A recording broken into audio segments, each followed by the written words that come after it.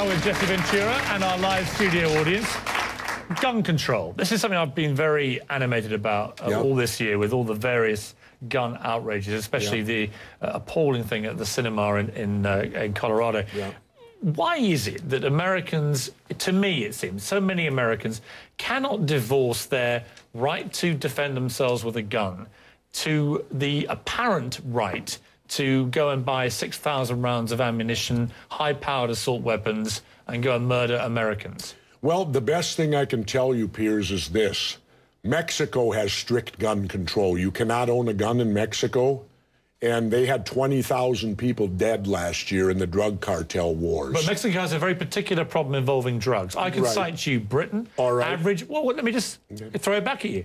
In Britain, for example, an average of 35 people a year are murdered with guns. In Germany, it's about 40 to 50. France, the same. Spain, the same. Italy, there's a pattern here.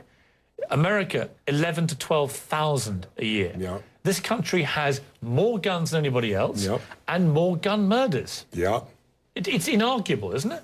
No, not at all. It is. Because I was in the Philippines physically the day Ferdinand Marcos declared martial law and made himself a dictator. And the first thing that dictator did, he gave the people of the Philippines 2 weeks to turn in all their guns or it was the death penalty. Now, why would a dictator do that? Why would he make his #1 priority when he took over as dictator to disarm the public? The Second Amendment is there, and it was put in there not for hunting and fishing like they like to say, because back when they did it, if you didn't hunt or fish, you didn't eat. It was put in there so the citizens would have the ability, if their government became oppressive, they could defend themselves against oppressive government. And I think that overrules all the gun deaths, because let's remember something. A gun is simply a tool.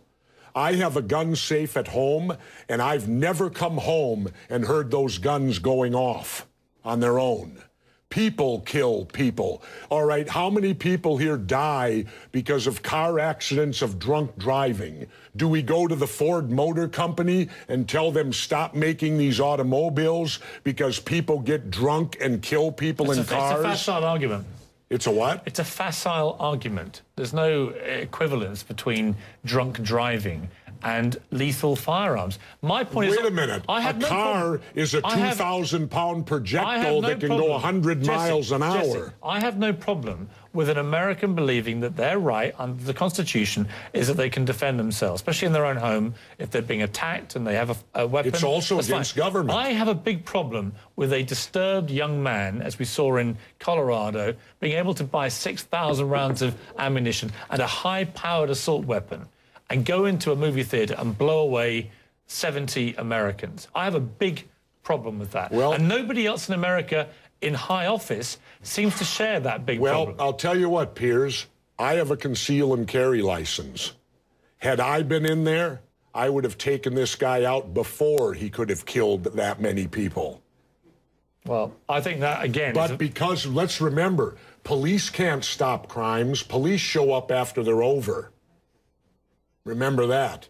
So when you talk about me not being able, if there would have been a legitimate conceal and carry in that theater, quite possibly they could have taken this guy out and saved people's lives. Or you could have had the gunfight at the OK Corral in there and lost even more lives, couldn't you? That's what could happen. Anyway, let's take a break. What roll of the dice would you like? You'd prefer to be unarmed? How many people here think I make crackpot points? Yeah? 1.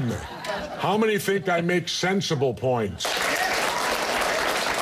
You're in a minority, my good friend. You're the minority. I said you made some sensible points. Let's go to another audience question from Jared Grossman.